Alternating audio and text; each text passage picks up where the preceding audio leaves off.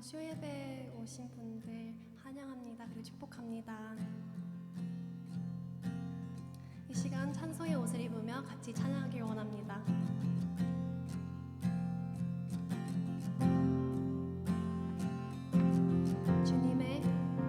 주님의 음성에 세상의 만물이 눈을 뜨네 새 숨을 내쉬며 온전히 새로워지는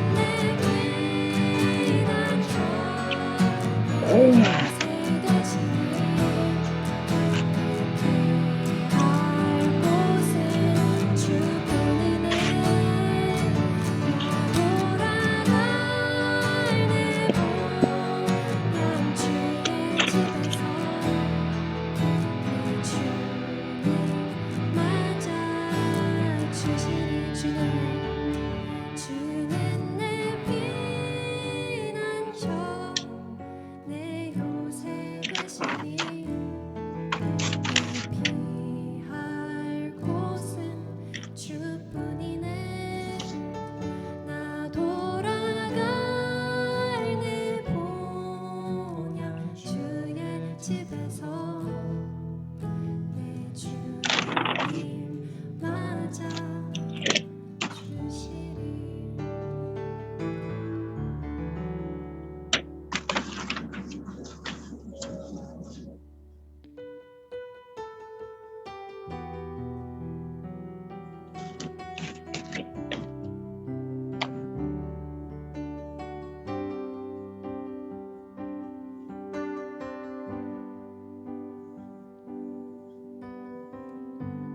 주께 가오니 날 새롭게 하시고 주의 은혜를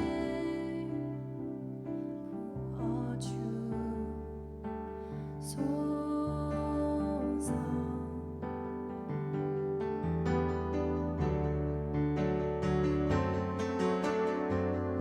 내 안에 발견한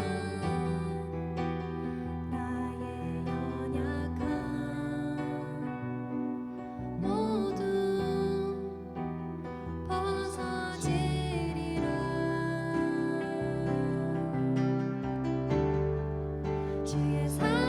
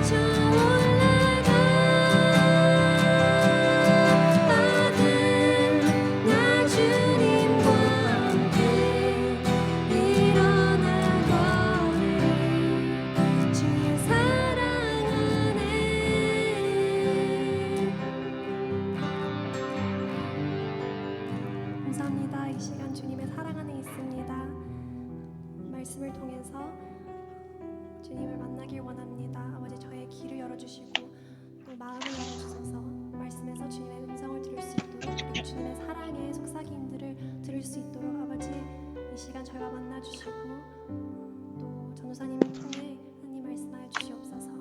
예수님의 이름으로 기도합니다.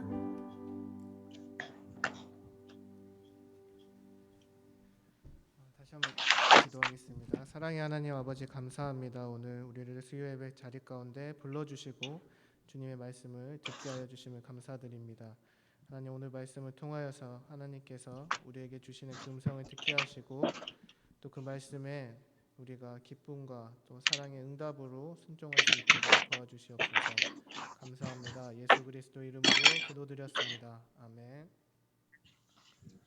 함께 오늘 말씀 본문 읽도록 하겠습니다. 오늘 말씀 본문은 에베소서 4장 32절에서 5장 1절 말씀입니다. 함께 읽겠습니다. 하나님께서 그리스도 안에서 여러분을 용서하신 것과 같이 서로 용서하십시오. 그러므로 여러분은 사랑받는 자녀답게 하나님을 본받는 사람이 되십시오. 한 번 더 읽도록 하겠습니다. 하나님께서 그리스도 안에서 여러분을 용서하신 것과 같이 서로 용서하십시오.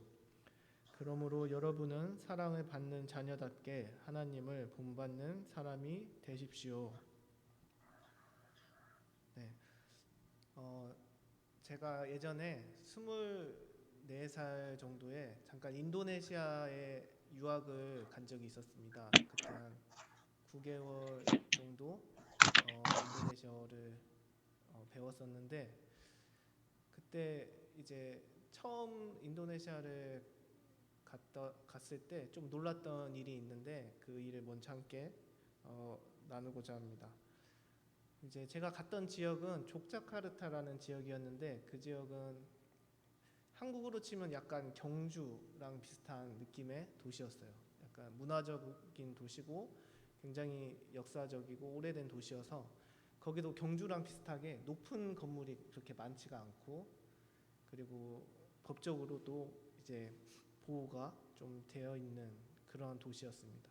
그런데 제가 거의 자정쯤에 이제 도착했었는데, 이제 피곤해서 이제 숙소에 도착하자마자 잠이 들었는데 새벽에 깜짝 놀라서 깼어요. 어떤 소리 때문에 깼는데, 이제 새벽 한 5시쯤에 굉장히 큰 소리가 들려가지고 놀라서 깼습니다. 이제 막 웅얼웅얼 막 사람들이 말하는 소리 같긴 한데 그게 엄청 겹쳐서 엄청 크게 들렸어요. 이제 아침이 되고 이제 내려가서 다른 사람들한테 이게 무슨 소리였냐고 이제 물어보니까 아잔이라는 소리인데, 이제 인도네시아는 세계 최대 이슬람 국가입니다. 거기 이슬람 사원에서 하루에 5번 이제 그 예배를 드리는데, 새벽 5시에 이제 첫 번째 아잔이 울리는 시간이었던 거예요. 그런데 이 아잔이 이제 모든 사원에서 이제 동시에 울리는데 같은 소리를 내는 게 아니라 각자 막 다른 소리로 엄청 크게 그 이슬람어로 이제 기도하는 소리가 막 울리니까 처음 듣는 저로서는 이게 무슨 소리지 하고 이제 깜짝 놀랐던 거예요. 그래서 이게 뭐 그렇게 듣기 좋은 소리도 아니고 또 음악이어도 그렇게 새벽에 큰 소리가 나면은 놀라고 또 듣기도 싫었을 것 같아요. 그리고 이제 평일 그 계속해서 이제 하루에 5번 울리기 때문에 일상생활 이제 하는 와중에도 그 소리가 계속 귀에 들리고 하니까 거슬리고 또 신경 쓰이고 힘들고 했던 기억이 있습니다. 그런데 이제 몇 주가 지나고 점점 이제 저도 그 소리에 익숙해지기 시작했어요. 그래서 새벽에도 한 달쯤 되니까 더 이상 깨지도 않게 되었고, 이제 한 2달 정도 넘어가니까 낮에 들리는 소리도 그냥 이렇게 흘려 듣게 되었습니다. 이제 저한테 그 아잔이라는 소리가 백색 소음처럼 그냥 이렇게 흘려 들을 수 있는 소리가 된 거죠. 그런데 이제 우리가 주의해야 될 것이 하나 있는데, 우리의 신앙에 있어서 또 말씀을 읽는 데 있어서 우리가 무언가 익숙해지다 보면 하나님의 말씀마저도 우리가 백색 소음 같이 또 익숙해져서 흘려듣게 되고, 내가 전에 알던 그 지식들과 또 알던 말씀들에 의지해서 하나님께서 우리에게 또 새롭게 들려주시고자 하는 그 부분들을 놓치게 된다는 점을 우리가 또 주의해야 될 필요가 있습니다. 이제 저번 주 주일에 오랜만에 그 솔로몬 또 빈센트가 이제 한국에서 돌아와서 같이 주일학교 예배를 드렸는데, 솔로몬은 이제 집에서도 그렇고 이제 성경 말씀을 어리지만 어느 정도 듣고 알고 있어서 자기가 좋아하는 스토리, 아는 스토리들이 꽤 많이 있습니다. 그런데 제가 솔로몬이 아는 이야기를 하면은 솔로몬이 좀 관심 없어하고 지루해해요. 그리고 이미 알고 있다고 저한테 막 말해주고 그 다음 이야기를 저한테 이건 이렇게 되는 거예요 막 하면서 이야기를 해줍니다. 그런데 저번 주에는 조금 이제 본인에게 좀 생소한 이야기였든지 그래도 상대적으로 굉장히 좀 집중해서 듣는 모습을 볼 수가 있었어요.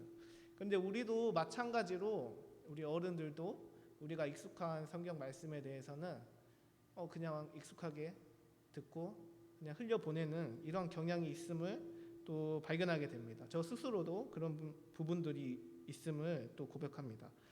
그런데 오늘 또 성경 말씀을 볼 때 에베소서 5장 1절이 이제 그러므로라고 시작하는 것을 알게 됩니다. 그리고 하나님을 본받는 사람이 되십시오라고 명령형으로 오늘 본문이 끝나게 되는데요. 이제 우리가 이 말씀을 볼 때 우리가 성경에서 대부분 그렇고 우리 평소에 일상생활에서도 우리가 뭔가 다른 사람에게 권고를 하고 명령하는 부분을 우리가 좀 더 새겨듣고 중요하게 생각을 합니다. 그래서 오늘 우리가 그냥 이 말씀을 쭉 읽는다면 아마도 우리의 좀 기억에 남고 마음에 남는 부분은 하나님을 본받는 사람이 되십시오. 아마 이 부분이 될 것 같아요. 그런데 이제 성경에 우리가 천천히 앞에서부터 쭉 읽어보다 보면은 하나의 패턴을 발견할 수 있습니다. 그것은 바로 뭐냐면 하나님께서 우리에게 주시는 이러한 명령들이 그냥 명령 그 자체로 우리에게 이렇게 주어지고 명령만 딱 우리에게 하나님께서 강요하시거나 이렇게 원하시는 게 아니라는 거예요. 명령 전에 하나님께서는 성경에서는 서술이 먼저 나오게 됩니다. 이 서술이라는 것은 명령과 뗄 수가 없습니다. 서술은 사실에 관한 설명입니다. 이 사실에 관한 설명이라는 것은 시간적으로 이미 일어난 사실을 우리에게 보여주고 나타냅니다. 그러니까 명령 전에 서술이 있다는 것은 이 서술이라는 사실은 그 사실이 나타내는 것은 하나님이 우리에게 알려주시기 원하시는 것, 하나님이 이미 우리에게 행하신 하나님의 은혜와 사랑을 보여주는 것입니다. 따라서 서술을 하나님의 사랑과 은혜, 우리에게 이미 나타내시고 보여주신 사랑과 은혜라고 이해하시면 좋을 것 같습니다. 그래서 성경은 이렇게 서술과 명령이 함께 나가게 되는데 우리가 성경을 그냥 읽다 보면은 이런 서술적인 부분을 지나치고 명령이 더 마음에 와닿거나 또 눈에 띄게 되는 것들을 좀 발견할 수가 있습니다. 그런데 어떻게 성경에서 이 서술과 명령이 함께 나오는지 좀 찾아보도록 하겠습니다. 창세기 1장 28절을 살펴보겠습니다. 창세기 1장 28절 말씀입니다. 하나님이 그들에게 복을 주시며 하나님이 그들에게 이르시되 하나님이 사람을 창조하시고 생육하고 번성하여 땅에 충만하라 땅을 정복하라 바다의 물고기와 하늘의 새와 땅에 움직이는 모든 생물을 다스리라 하시니라. 여기서 우리가 명령을 쉽게 발견할 수 있어요. 땅에 번성하고 땅에 충만하고 또 정복하라 이렇게 하나님의 명령이 우리에게 눈에 들어옵니다. 하지만 여기에도 서술이 있습니다. 28절 처음에 시작할 때 하나님이 그들에게 복을 주시며 라고 시작을 합니다. 이 부분이 서술입니다. 여기서 하나님은 아담과 하와에게 먼저 복을 베풀어 주십니다. 하나님의 은혜를 보여주시고 그 다음에 하나님께서 명령을 아담과 하와에게 우리에게 주시는 것입니다. 또 다른 부분을 또 찾아보자면 여호수아 24장에서도 또 우리가 찾을 수 있습니다. 여호수아 24장은 여호수아 마지막 장으로 여호수아가 마지막에 이제 본인이 죽기 전에 이스라엘 장로들과 또 백성들을 모아서 이렇게 이야기하는 장면인데요. 1절부터 13절까지는 하나님께서 이스라엘 백성에게 베푸신 은혜에 대해서 먼저 서술을 하게 됩니다. 하나님께서 아브라함을 택하시고 그를 우상을 숭배하던 사람을 하나님께서 부르셔서 하나님 백성으로 삼으시고 또한 이집트에서 애굽에서 이스라엘 백성을 구원하시는 그 스토리를 쭉 서술한 다음에 24장 14절에서 이렇게 말합니다. 그러므로 이제는 여호와를 경외하며 온전함과 진실함으로 그를 섬기라. 여기서도 섬기라고 명령을 하는 것을 볼 수 있습니다. 그리고 또한 신명기 29장에서도 모세가 이제 마지막으로 죽기 전에 이스라엘 백성들을 소집하면서 29장 1절부터 8절까지 애굽에서 하나님의 그들을 인도하여 내신 그 놀라운 역사적 사실에 대해서 그들에게 다시 한번 서술하고 이야기를 하고 그 다음에 9절에 그러므로 라고 또 시작합니다. 언약의 말씀을 지켜 행하라 그 명령을 우리에게 줍니다. 이스라엘 백성들은 이처럼 모세와 여호수아 이런 지도자들을 통해서 또한 다른 말씀들을 통해서도 계속해서 이 서술과 명령이 함께 가고 있음을 성경은 이 패턴을 계속해서 반복하고 있음을 보여줍니다. 오늘 말씀이 9절인 또 에베소서도 마찬가지고 또 바울도 로마서에서도 이러한 서술과 명령의 구조를 계속해서 반복하고 있음을 보여줍니다. 이게 중요한 이유는 우리가 앞에도 말했듯이 명령에 집중하고 또 앞에 부분 서술에 대해서 하나님의 은혜에 대해서 우리가 자주 잊어버리기 때문이에요. 여기 오늘 본문에 헬라어로 기네스테라는 말로 시작하는데 이것도 명령 어조로 명령문에 해당합니다. 그런데 우리가 좀 더 눈여겨봐야 하는 부분이 우리가 성경을 볼 때 그러므로라고 시작하는 부분들이 있으면 좀 더 눈여겨봐야 됩니다. 오늘 말씀도 그렇고 이 여호수아와 신명기에서도 이 그러므로라는 부사가 들어갔을 때 명령형이 나오고 전환이 되는 것을 볼 수가 있습니다.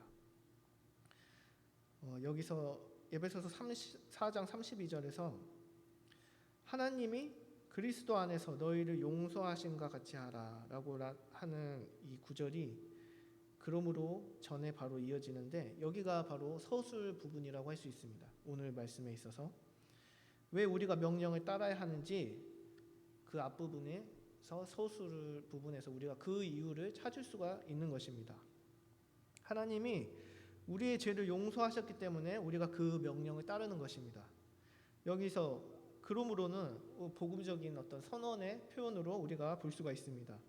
하나님이 죄인된 우리를 그리스도의 보혈로 구원하시고 또 의롭다 여기시고 우리의 죄를 용서하신 것이 복음입니다. 에베소서 이 4장 오늘 말씀 4장과 또 5장까지의 그 부분을 에베소서 전체의 틀에서 보자면 에베소서 4장 1절도 그러므로 주 안에서 같이 내가 너희를 권하노니 라고 하고 뒤에 명령들이 쭉 나오고 5장도 마찬가지입니다. 에베소서 3장은 2장과 4장 사이에 삽입된 어떤 장으로 바울의 자신이 어떻게 사도가 되고 또 에베소 교인들을 위한 기도가 담겨져 있고 이 4장과 5장의 서술 부분에 큰 구조에서 서술 부분에 해당하는 부분은 2장에 있습니다. 2장 1절 보면 그는 허물과 죄로 죽었던 너희를 살리셨도다. 또 2장 4절 5절에서 긍휼이 풍성하신 하나님이 우리를 사랑하신 그 큰 사랑을 인하여 허물로 죽은 우리를 그리스도와 함께 살리셨고 너희는 은혜로 구원을 받은 것이라 라고 나와 있습니다. 하나님이 우리를 향하신 그 풍성하신 사랑, 하나님의 그 죄인된 우리를 향하여서 먼저 베푸신 그 은혜가 2장에 서술되어 있는 것입니다. 우리를 하나님께서 은혜로 구원을 하셨습니다. 그리고 그 은혜의 구원에 이어서 하나님께서 우리에게 명령을 주신 것입니다. 앞에서 말했듯이 우리는 하나님의 명령에 주목하기 전에 먼저 우리를 향한 하나님의 은혜에 주목하고 먼저 기억을 해야 합니다. 은혜가 있고 명령이 있습니다. 이게 어떤 순서 같은 거예요. 명령이 먼저 나오지 않고 항상 은혜가 먼저 나옵니다. 은혜가 있고 명령이 있습니다. 우리가 하나님의 은혜와 자비를 잊는다면, 우리를 용서하신 그 복음을 잊는다면 우리에게 남겨진 것들은 명령들밖에 없을 거예요. 그리고 명령들만 우리에게 주어진다면 굉장히 부담되고 힘들고, 또 내가 이걸 할 수 있을까라는 그런 위축된 마음과 생각들을 가지게 됩니다.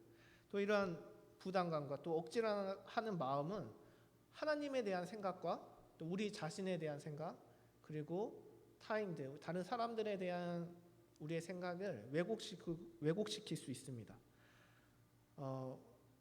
명령만 남았다면 아까 말한 것처럼 굉장히 하나님이 굉장히 엄격하시고 우리에게 요구하는 것이 많으시고, 또 가혹하게 우리의 행위를 따져서 달아보시고, 때로는 뭐 화를 내시고, 또 벌 주시는 분으로만 우리가 이해하고 우리의 시선이 그렇게 고정될 수가 있습니다. 하나님 물론 우리를, 죄인들을 심판하시고 또 이스라엘 백성들을 잘못했을 때 그들을 벌 주셔서 돌아오게 하시는 것 맞지만, 그곳에만 우리의 시선, 그 명령들에만 우리의 시선이 있다면 하나님에 대한 왜곡된 시선을 우리가 가질 수 있습니다. 마태복음 25장 24절에 보면 달란트 비유가 나옵니다. 이제 먼 타국으로 떠나는 주인이 자신의 종들에게 그들의 어떤 재능에 따라서, 주어진 것에 따라서 5달란트, 3달란트, 1달란트 이렇게 주고 떠나게 됩니다. 그에 따라서 이 종들은 그 주어진 달란트를 가지고 나름대로 열심히 달란트를 더 불리기도 하고, 또 좀 더 자신들의 노력을 좀 더 해서 주인을 기쁘게 하려고 그 달란트들이 잘 사용하게 됩니다. 그런데 그 1달란트를 받은 그 종은 그 달란트를 사용하지 않고 그냥 땅에다 묻어둡니다. 그리고 주인이 왔을 때, 주인이 왜 너는 달란트를 사용하지 않고 묻어두었느냐 했을 때, 이 1달란트 받은 사람이 하는 말이, 나는 주인이 굳은 분이라 심지 않은 데서 거두시고 뿌리시지 않은 데서 모으시는 줄로 알고 무서워하여 물러가서 숨겨두었다, 이렇게 말합니다. 이 사람은 하나님의 여기서는 주인으로 나오지만 하나님에 대해 왜곡된 시선을 가지고 있는 사람입니다. 주인을 엄격하고 또 무서운 분으로 생각하고 있습니다. 또 성경 우리가 종교개혁자 루터 또한 이러한 시선을 가진 사람이었습니다. 루터는 그 하나님의 은혜에 대해 깨닫기 전에 수도사로 있을 시절에 스스로 굉장히 좀 가혹하게 스스로를 바라봤어요. 그리고 그 시선은 왜곡된 하나님에 대한 관점으로부터 비롯되었습니다. 루터는 하나님을 굉장히 무서우신 분, 엄하신 분으로 보았습니다. 그는 하나님은 하나님께서 그 자신에게 그 자신의 죄 때문에 진노하실 거라고, 벌 주실 거라고 두려움에 떨었습니다. 그런데 우리는 어떻습니까? 가끔 우리 가정교회는 모든 성도들이 또 교회를 위해서 한 가지씩 또 섬기는 일들을 하고 있습니다. 그런데 우리가 이 섬김을 할 때 우리의 마음이, 하나님께서 우리에게 또 목사님이 또 누군가 다른 우리의 교회에서 당연히 해야 되는 것 때문에 어떤 명령처럼 받아들여지고 힘들어질 때가 가끔은 있습니다. 왜 그런가요? 그건 바로 우리가 이러한 은혜를 잊었기 때문입니다. 따라서 우리는 이러한 은혜에 대해서 반드시 기억을 해야 되는 것입니다. 아까 말했듯이 첫 번째는 이렇게 하나님에 대한 왜곡된 시선을 가질 수가 있고, 두 번째는 우리 자신에 대한 왜곡된 생각을 가질 수 있다고 했습니다. 용서받은 자녀라는 사실을 잊고 명령에만 집중한다면 우리는 우리 자신을 종으로밖에 생각하기 못합니다. 하나님을 우리의 주인, 우리는 그분의 종으로 생각하는 것입니다. 우리가 우리를 자신을 종으로 생각한다면 결국 우리가 실패할 것을 알고 우리의 죄성 때문에 우리의 부족함 때문에 결국에는 실패할 것을 알고 움츠러들게 되고 하나님을 피하게 되고 또 명령에 순종하는 것을 망설이고 두려워하게 됩니다. 이스라엘 백성들이 이집트에서 파라오의 명령을 듣지만 그 명령을 듣는 것은 굉장히 고통스럽고 힘든 일이었어요. 육체적으로도 그렇고 무서워서, 파라오가 무서워서, 채찍이 무서워서 그 말을 들었던 거지 기쁘게 들었던 것이 아닙니다. 그런데 우리가 하나님 앞에서 하나님을 파라오처럼 여길 때가 있을 수 있다는 거예요. 우리가 그 명령들만 기억하고 은혜를 잊어버리게 된다면. 그리고 위에서 말했듯이 루터의 경우 하나님을 그렇게 보니까 자신을 또 종으로 그렇게 인식을 해서 자신의 부족함과 어떤 죄책감에 사로잡혀서 자신의 죄인이라는 사실을 계속해서 스스로 되뇌이고 어떻게 하나님의 진노를 피하고 어떻게 내가 하나님 앞에서 살아갈 수 있을까 이렇게 두려움에 떨어서 살아갔습니다. 이처럼 은혜를 잊은 명령은 우리로 하여금 스스로 종으로서 살게 하고 실패할 수밖에 없는 존재로 여기게 합니다. 또 이러한 잘못된 은혜를 잊어버린 사람은 다른 사람을 볼 때도 자신과 같이 바라보게 됩니다. 내가 종이니 다른 사람도 종으로 보는 것입니다.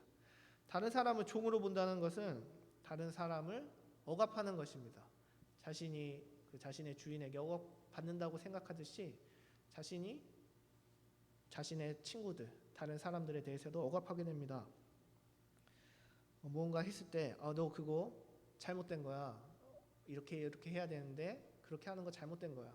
그리고 너가 이렇게 하면 안 된다 하면서 그 사람을 보살펴주고 그 방향을 고쳐주는 대신에 그 사람을 질책하고 억압하고 힘들게 만듭니다. 제가 요즘에 좀 관심 있게 보고 또 재밌게 즐겨보는 드라마가 하나 있는데 이상한 변호사 우영우라는 드라마가 있습니다. 이 드라마 주인공은 자폐를 가진 변호사입니다. 이 드라마의 주인공은 자폐를 가졌는데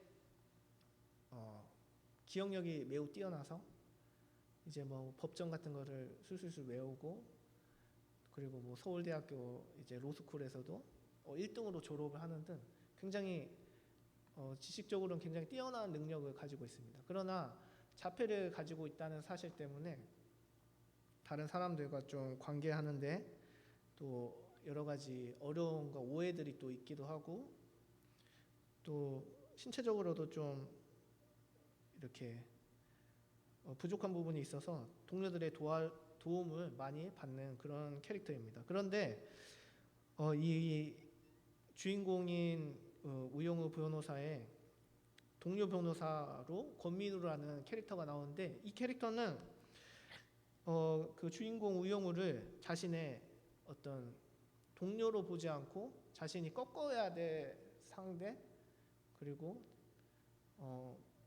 부당하게 특혜를 받는 사람으로 인식을 합니다. 그래서 다른 사람들이 그 자폐를 가진 우영우 변호사를 도와주고 그의 실수들을 이렇게 도와주고 눈 감아주고 함께 해줄 때 이 변호사는 그것에 대해서 부당함을 느끼고 우영우 변호사는 페널티를 받아야 한다. 이거 잘못된 거다라고 자신의 그 시니어 변호사한테 이렇게 가서 이야기를 합니다. 그랬더니 시니어 변호사가 하는 말이 있습니다. 동료라면 대화로 풀어야지 잘하면 상을 주고 잘못하면 벌 주는 사람으로 자신을 만들지 말라는 것입니다. 자신은 그런 식으로 일하지 않는다는 거예요. 그래서 권민우 변호사가 가진 관점이 보여지시나요? 그는 자신을 종으로 여기고 또한 자신의 다른 동료들도 똑같은 종으로 여기는 것입니다. 그래서 어떤 일을 했을 때 잘한 사람은 더 상을 받아야 되고 못한 거에 대해서는 벌을 받아야 된다고 여기는 것입니다. 우리도 구원의 은혜를 잊는다면 이 변호사와 다르지 않게 행동할 것 같습니다. 그렇다면 어떻게 우리는 하나님에 대해 그리고 우리 자신에 대해 타인에 대해 바르게 생각할 수 있게 될까요? 그것은 하나님의 은혜를 기억하는 것입니다. 오늘 본문을 통해 봤을 때는 먼저 우리가 사랑받는 하나님의 자녀라는 것을 기억하는 것입니다. 이것이 우리가 하나님을 어떻게 생각하고 하는지와는 분리해서 우리 스스로 우리가 부족하고 하나님 앞에서 죄인이고 하는 것과 떠나서 하나님은 그리스도 복음 안에 있는 우리를 사랑받는 자녀라고 여기시고 우리를 그렇게 부르십니다. 하나님은 여러분을 정말로 사랑받는 자로 여기십니다. 이제 저도 어린 아들이 생겨서 부모의 마음을 조금씩 알아가고 있습니다. 제 아들이 이제 50일이 조금 넘었는데 옹알이 같은 것을 이제 조금씩 하기 시작합니다. 그래서 제가 옹알이 할 때 따라해 보라고 이제 네 해봐 이렇게 애고 해봐 이렇게 하면은 애가 가끔 하는 것 같아요, 따라서. 그런데 그건 제 착각인 것 같고 그냥 제가 이렇게 해봐라는 것에 대해서 당연히 어리기 때문에 따라하지를 못합니다. 아직은 제가 명령하는 것도 이런 것들 전혀 모르겠죠. 그런데 부모가 자녀를 사랑하는 것은 무언가 명령에 따르고 내 말에 순종해서가 아니라 그 존재 자체를 사랑하는 것입니다. 그리스도 예수 복음 안에 있는 우리는 하나님께서 그 존재 자체로 우리를 사랑하십니다. 그래서 오늘 본문에서도 우리를 사랑받는 자녀라고 이렇게 일컫고 있습니다.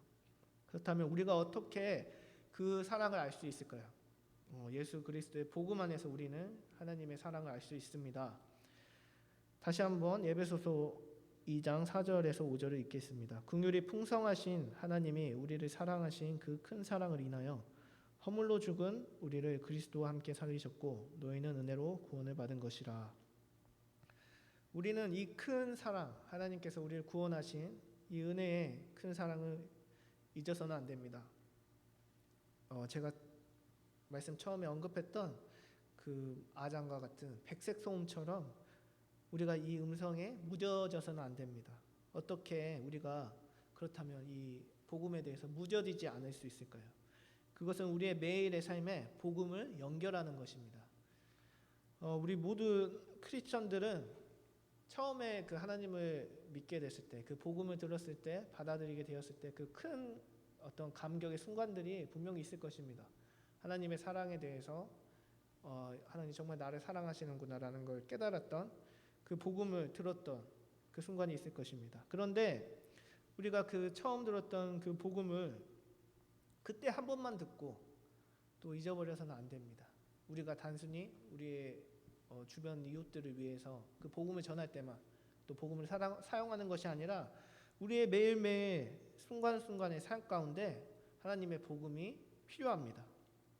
학교에서 이제 상담 과목을 들을 때가 있습니다. 이제 크리스찬 카운셀링 수업인데 1학년 때부터 이렇게 쭉 들어보면 한 가지 공통점이 있습니다. 이런 카운슬링 하는 목적에 이르는 것은 이제 상담자가 그 자신의 향한 하나님의 그 사랑, 그 복음을 다시 깨닫는 것입니다.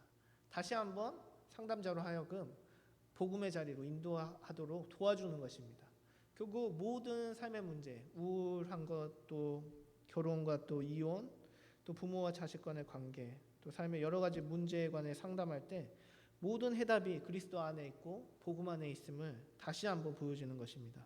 그래서 하나님께서 그리스도께서 우리의 모든 삶의 문제에 해답되신다는 것을 상담을 통해서 그 사람이 다시 한번 느낄 수 있도록 하는 것입니다.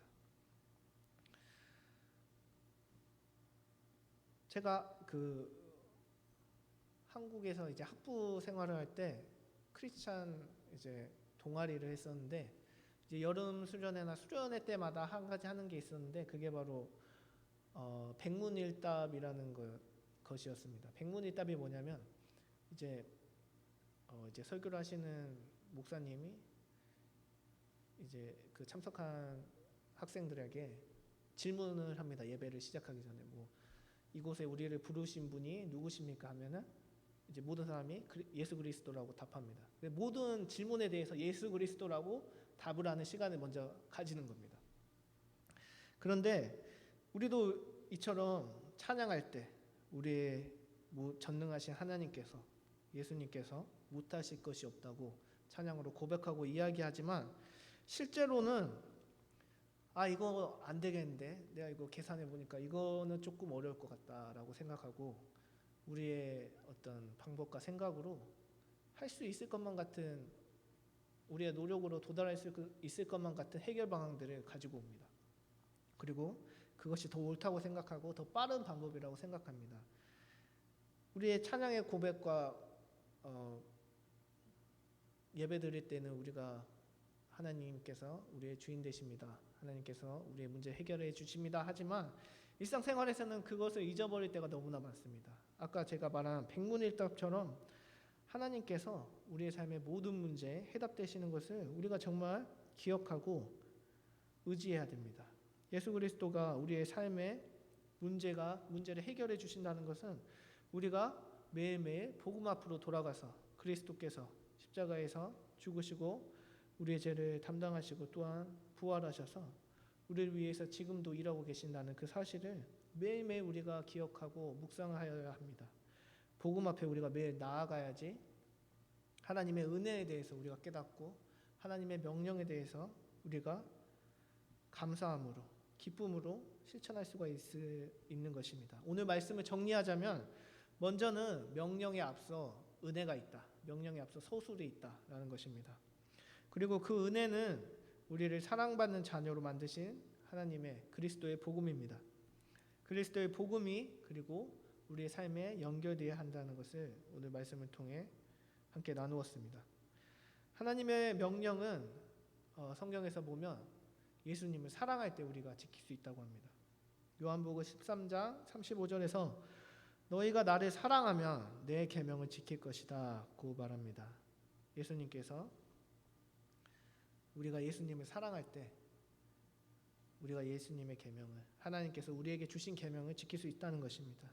이것은 우리가 하나님께서 먼저 우리에게 주신 은혜를 기억할 때 우리가 하나님 앞에, 그 사랑 앞에 다시 나아가고 그 사랑의 힘으로 다시 명령을 지킬 수 있다는 것입니다. 오늘 우리 모두가 하나님께서 우리를 사랑받는 자녀로 부르셨다는 것을 또 기억하길 원합니다. 그리스도께서 우리를 사랑하셔서 또 우리가 그리스도를 사랑해서 그 명령에 순종하는 모든 성도 여러분 되기를 축복합니다. 함께 찬양하도록 하겠습니다.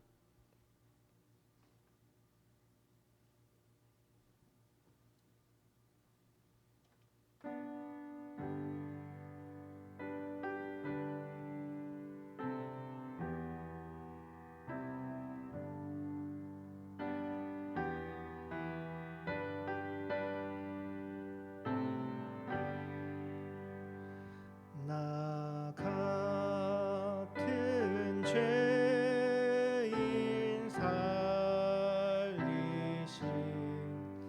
주 은혜 놀라워 잃었던 생명 찾았고 광명을 얻었네. 큰 죄악에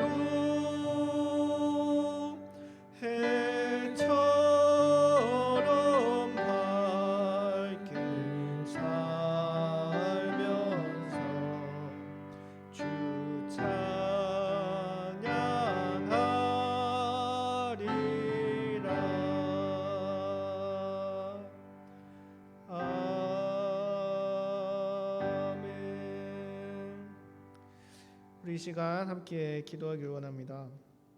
하나님께서 나를 사랑받는 자녀라고 부르시고 사랑받는 자녀로 삼아주셨습니다.